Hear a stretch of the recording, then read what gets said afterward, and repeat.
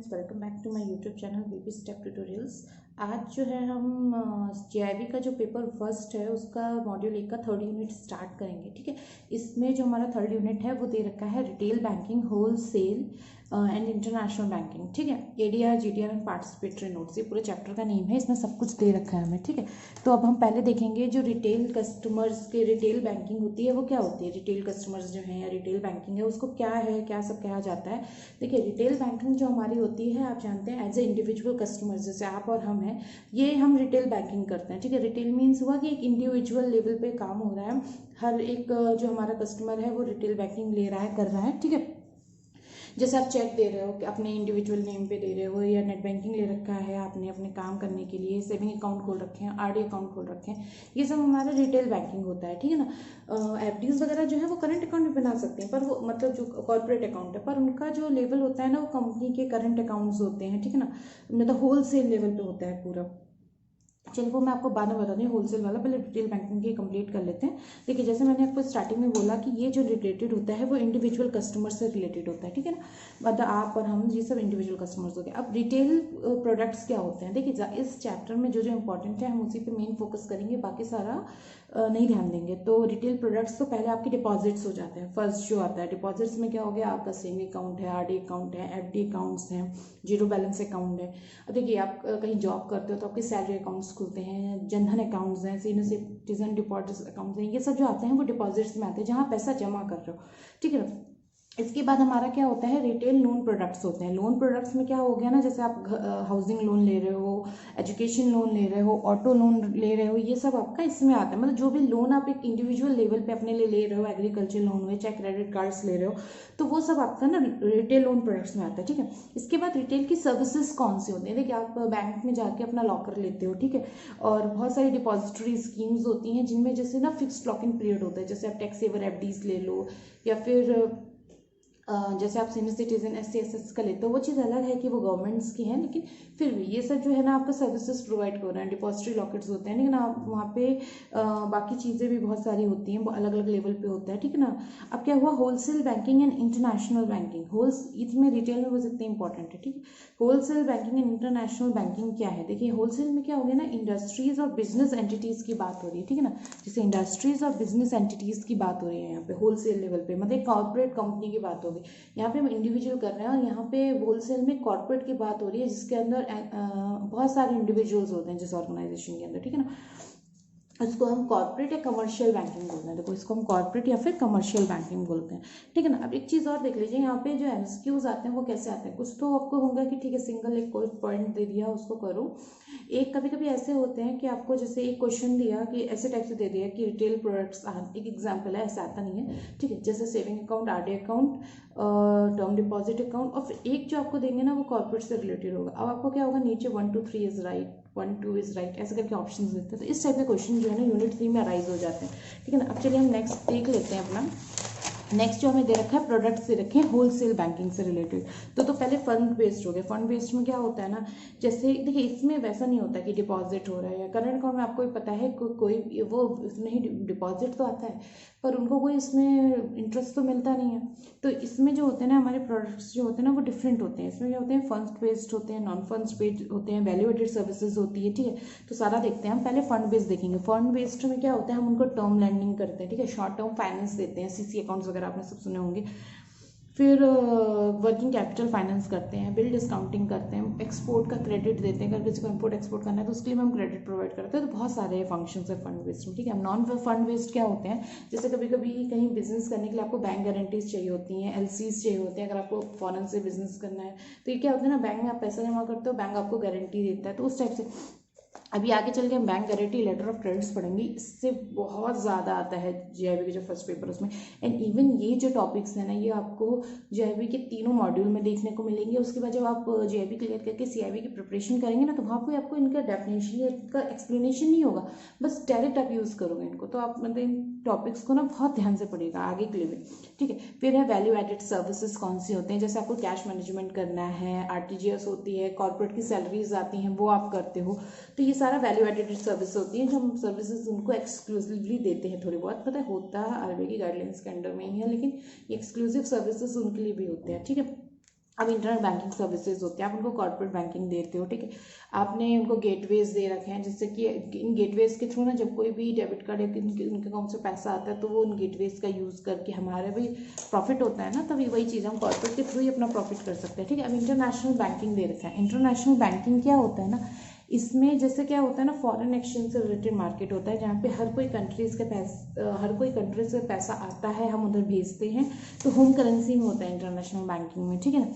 इसमें क्या होता है, एक्सपोर्टर को चाहिए होता है एक्सपोर्ट बिल परचेज डिस्काउंटिंग चाहिए होती है, बैंक गारंटीज चाहिए होती है, एलसीज चाहिए होती हैं, जिसमें हम एडवाइस कर सकते हैं, कंफर्मेशन कर सकते हैं, ठीक है, और कलेक्शन कर सकते हैं, नेगोशिएशन भी हम लोग कर सकते हैं। तो बहुत सारी सर्विसेज होती हैं जो बैंक्स प्रोवाइड कराते हैं एक्सपोर्टर को, और वो अगर हमारी सर्विसेज लेते हैं तो हमें उसके लिए पेमेंट मिलती है, तो हमारा भी प्रॉफिट होता है ना, ठीक है। तो वो सब इंटरनेशनल बैंकिंग में आ जाता है, ठीक है। जैसे ये तो हमने एक्सपोर्टर का बताया। इंपोर्टर का क्या होता है कि वो डायरेक्ट करते हैं, इंपोर्ट करते हैं, ठीक है। तो काफ़ी सारी फंक्शनैलिटीज़ इंपोर्टर के लिए भी है, बैंक गारंटीज वगैरह सब सेम ही रहता है, ठीक है। अब रेमिटेंस सर्विसेज भी हैं कि इंडिया से जो ऑथराइज डीलर ब्रांचेज होते हैं, ऑथराइजिंग डीलिंग ब्रांचेज होती हैं, वो क्या करती है ना, पैसा जैसे आपका मान लीजिए इंडिया में आया, ठीक है, तो इंडिया में पैसा लाना, फॉरेन करेंसी में आना, उनको होम करेंसी में कन्वर्ट करके उनके अकाउंट में डालना होता है, ठीक है।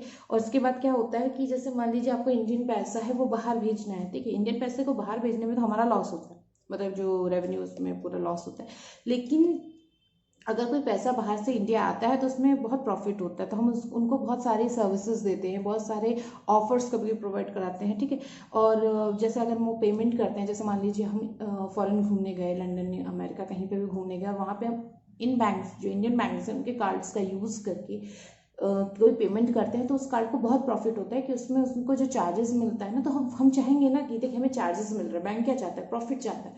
तो बैंक चाहेगा कि हमारे जिन जिन चीज़ों पे चार्जेस ज़्यादा हैं या जो चीज़ बाहर जाके जैसे अगर एक यूज़ करेगा उसको फंक्शनलिटी अच्छी लगे, उसको सारे फंक्शंस अच्छे लगे, उस ईजी टू यूज़ था, तो वो दूसरे को रेफर करेगा। तो हमारे धीरे धीरे बैंकिंग देखो सेल्फ प्रमोशन बोलता है उसको, कि अगर आप कस्टमर्स को अच्छी सर्विस दोगे तो वो सेल्फ प्रमोशन करते हैं, और अगर आप खराब दोगे तो चार जगह बोलेंगे लोगों को, नहीं नहीं इनकी सर्विस अच्छी नहीं थी, आपको इस बैंक को चूज़ करना चाहिए।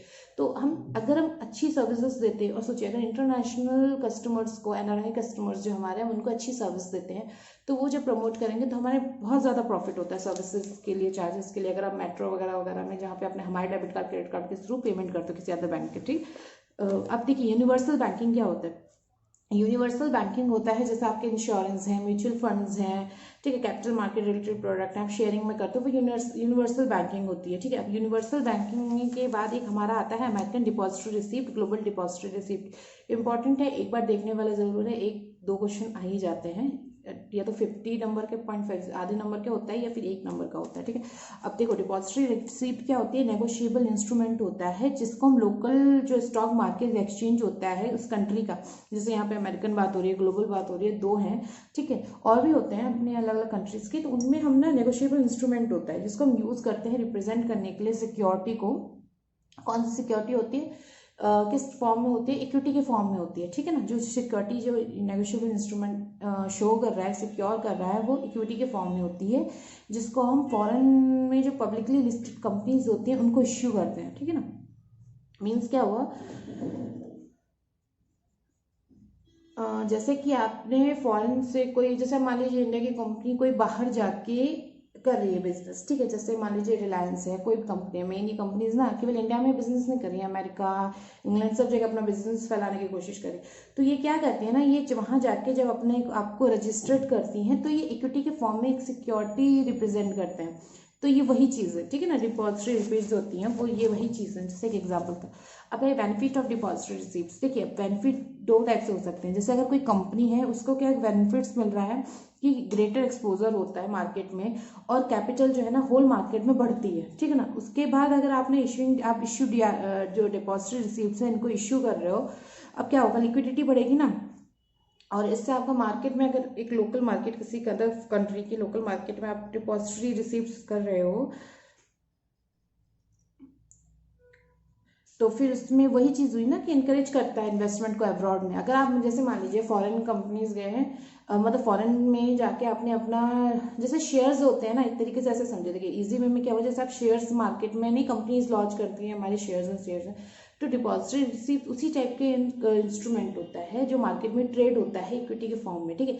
और इसको क्या होता है ना, अगर फॉरेन में जाके पब्लिकली लिस्टेड कंपनीज जो होती हैं, मतलब पब्लिक में जो लिस्टेड कंपनीज होती हैं, वो अगर इनको इश्यू करते हैं और लोग खरीदते हैं तो बहुत अच्छा एक्सपोजर मिलता है ना उनको। मान लीजिए हमने खरीदा, फिर 2 लोगों ने और खरीदा, तो एक्सपोजर अच्छा मिल रहा है ना इन डिपॉजिटरी रिसिप्ट्स की वजह से। लोग, अब वो कहाँ पे हो रहा है, उनकी करेंसी में, लोकल मार्केट में हो रहा है, तो उस करेंसी में अगर हो रहा है तो हमें और बेनिफिट मिल रहा है, तो वो चीज़ है, ठीक है। अब क्या हुआ, इन्वेस्टर्स के लिए क्या प्रॉफिट होता है, मान लीजिए डाइवर्सिफिकेशन का बेनिफिट है। एक तो एक चार आपने लिए, 2 हमने लिए, बहुत डाइवर्सिफाई हो गया, इंडिया में हुआ, अदर कंट्री में हुआ, डाइवर्सिफिकेशन हो गया। अगर एक का कहीं का मार्केट कोलैप्स भी हुआ तो बाकी मार्केट से इसको इसमें उतना इम्पैक्ट नहीं आना, क्योंकि हमने आधा पैसा उधर, आधा डिपॉजिटरी रिसिप्ट्स इधर थे, आधा हमारे शेयर्स इधर थे, तो उस टाइप से हो गया, ठीक है। बेनिफिट्स आपको हायर रिस्क मिलता है, हायर रिटर्न होता है इक्विटीज़ में, ठीक है। देखिए ये चीज़ आपको ध्यान, जहाँ हायर रिस्क होता है वहाँ हाई रिटर्न होता है, ये बहुत नॉर्मल कॉमन फिनोमिना है, ठीक है।